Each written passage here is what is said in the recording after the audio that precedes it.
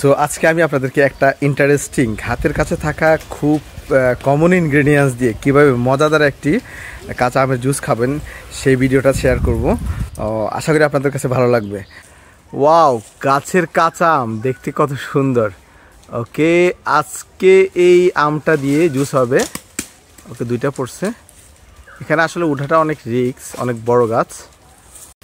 এটা হচ্ছে আমার কালেক্টিং বাস্কেট। এই যে দেখতে সুন্দর না, বাট এই আমগুলো ফ্রেশ, কেমিক্যাল ছাড়া। আর এই আমের কষ লাগলে তো জানেনি কি অবস্থা হয়। এটা ফেটে গেছে অলরেডি।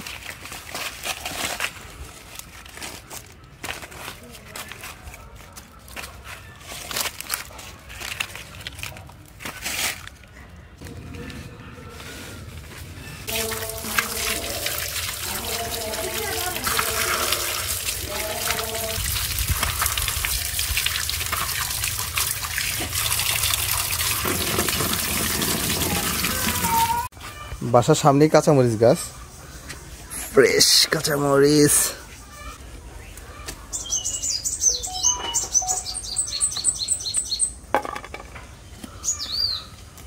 ওয়াও, এগুলো অনেক বড় হয়েছে। অল্প একটু ধনিয়া পাতা আছে, কিন্তু আমি আমার বাসার ছাদ থেকে কয়েকটা জিনিস নেব। এটা হচ্ছে সেই নাগামরিচ। জাস্ট একটা নাগামরিচ নিচ্ছি। তারপর এখানে কিছু লাল মরিচ আছে, খুব সুন্দর সুন্দর, বাট এগুলো অনেক স্পাইসি হয়। আমি লাল মরিচ নিচ্ছি 3 পিস। ওকে, এখানে আছে কিছু green chili, sorry purple colour, দেখতে পাচ্ছেন খুবই সুন্দর কালার। এখান থেকে নিচ্ছি 2-3টা। ওয়াও, খুবই সুন্দর কালার।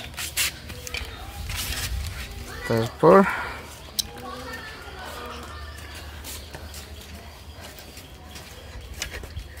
এই যে এখানে আছে পুদিনা পাতা, অল্প কটা পুদিনা পাতা নিচ্ছি জাস্ট ফর ফ্লেভার।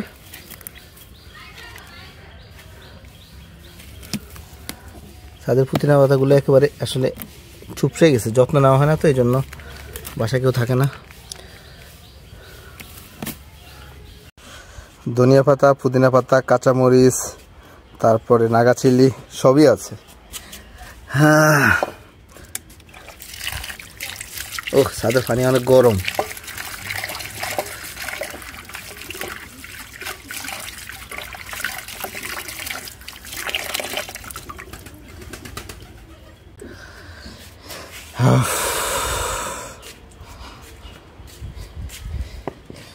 আজকে ভিডিও করবো ছাদে। এই যে সব অ্যারেঞ্জ করে ফেলেছি, কারণ বাসার লাইট এনাফ নেই, যার কারণে।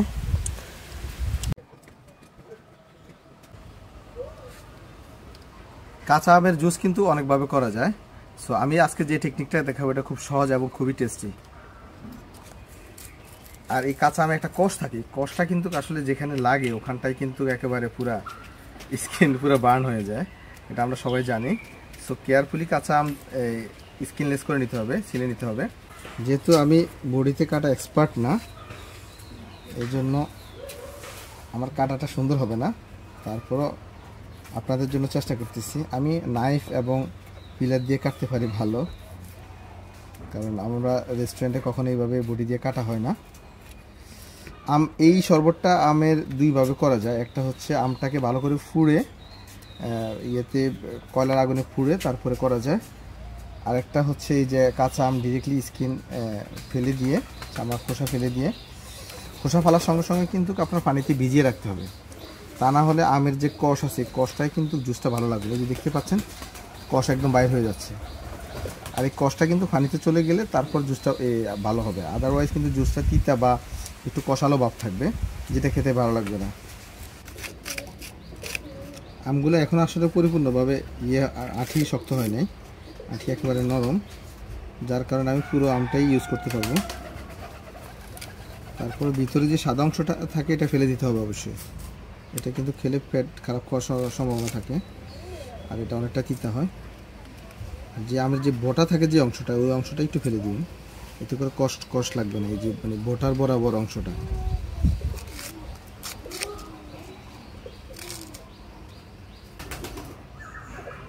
কাঁচা আমগুলো দিয়ে দিচ্ছি প্রথমে।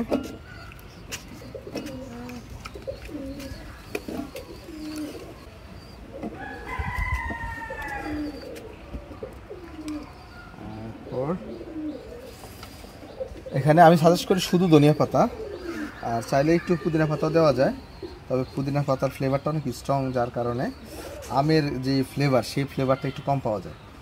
আমি ধনিয়া পাতা এবং পুদিনা পাতা দুটোই দিয়েছি, যেহেতু বাসায় ফ্রেশ ছিল। আর কাঁচা মরিচটা মূলত হচ্ছে গিয়ে নির্ভর করে আপনি কতটুকু স্পাইস পছন্দ করেন তার উপরে। কাঁচামরিচ বেশিও দেওয়া ঠিক না, কারণ এটা যেহেতু একটু হালকা একটু সুইট হবে, একটু টক হবে, সেক্ষেত্রে বেশি দিলে আবার বেশি জাল হয়ে যাবে। আর একটু নাগা চিলি দিচ্ছি, এটা কিন্তু একেবারে কি হয় মানে বাতি হয় না, জাস্ট কড়া সাইজ আমাদের অঞ্চলের বাসায় বলি, এটা ফ্লেভারের জন্য।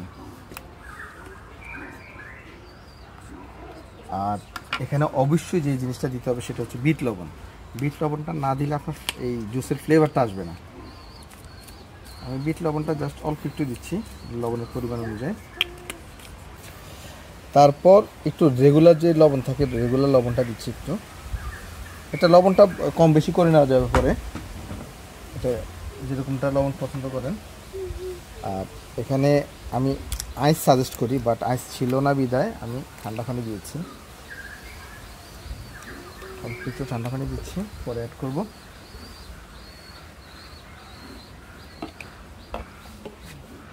একটু ব্লেন্ডার করে নিই, আগে ব্লেন্ড করে নিই।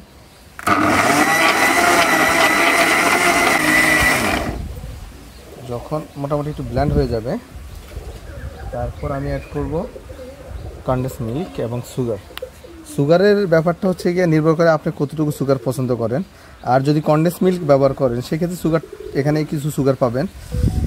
এখন এই কনডেন্স মিল্ক ছাড়া আপনারা চাইলে পাউডার মিল্কও ব্যবহার করতে পারেন, অথবা ফ্রেশ লিকুইড মিল্কও ব্যবহার করতে পারেন।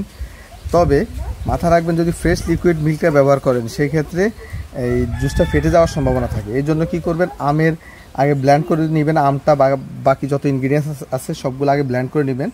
তারপর ব্লেন্ড হয়ে যাওয়ার পরে ফ্রেশ মিল্ক দিয়ে দেন হচ্ছে গিয়ে একটা চামচ দিয়ে নাড়ায়া দেন হচ্ছে গিয়ে আপনার এই জুসটা তৈরি করবেন, এতে করে আর ফাটার সম্ভাবনা থাকবে না। আর আমি একটু সুগার দিয়ে দিচ্ছি। কেউ কিছু মনে করবেন না, আমি হাতে ইউজ করতেছি, কারণ আসলে ছাদের উপরে এত অ্যারেঞ্জ করাটা অনেক কষ্টকর হয়ে যাচ্ছে।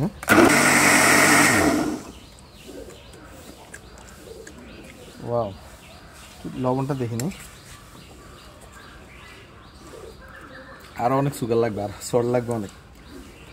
কিন্তু মিল্কের ফ্লেভারটাও পাচ্ছি না, আরও কনডেন্স মিল্ক লাগবে। আর যেহেতু কাঁচা আম অনেক টক থাকে, আমি সুগারটা একটু অ্যাড করে দিচ্ছি।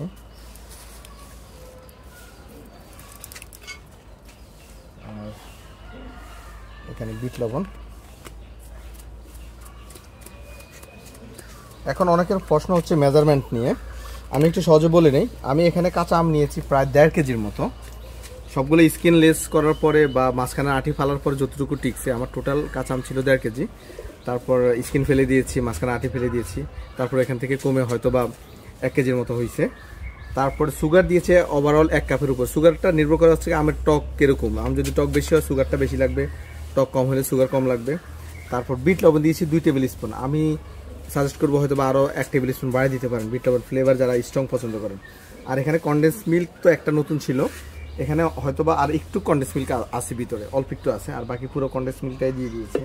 আপনারা যদি পাউডার দুধ ইউজ করেন সেক্ষেত্রে অন্তত 1 কাপ পাউডার দুধ ব্যবহার করার চেষ্টা করবেন। আর লিকুইড মিল্ক ইউজ করলে পুরাটাই লিকুইড মিল্ক, অর্থাৎ আমি যে পানি ইউজ করেছি এই পানির বদলে পুরাটাই লিকুইড মিল্ক ব্যবহার করবেন, সেক্ষেত্রে পারফেক্ট টেস্ট পাবেন। একটু ব্লেন্ড করে নিচ্ছি। ও, এখনটা ফ্লেভারটা অনেক সুন্দর আসছে, একটু টেস্ট করে দেখি।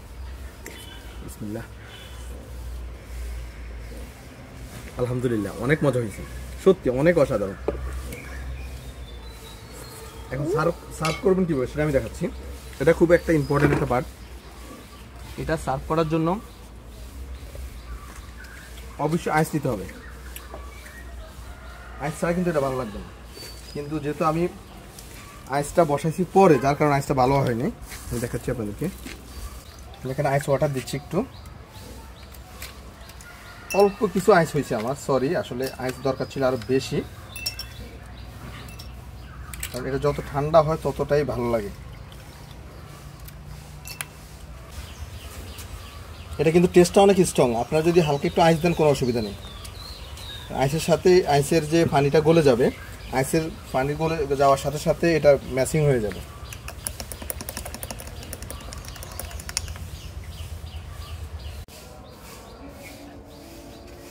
এটা আমার খুবই পছন্দের একটি ড্রিঙ্কস, একমাত্র এই সিজনে এটা খাওয়ার মজা আলাদা, কারণ অনেক বেশি গরম পড়তেছে। সো আমার খুবই পছন্দের একটি ড্রিঙ্কস, আপনাদের কাছেও ভালো লাগবে আশা করি। একটু ট্রাই করে দেখি। বিসমিল্লাহ।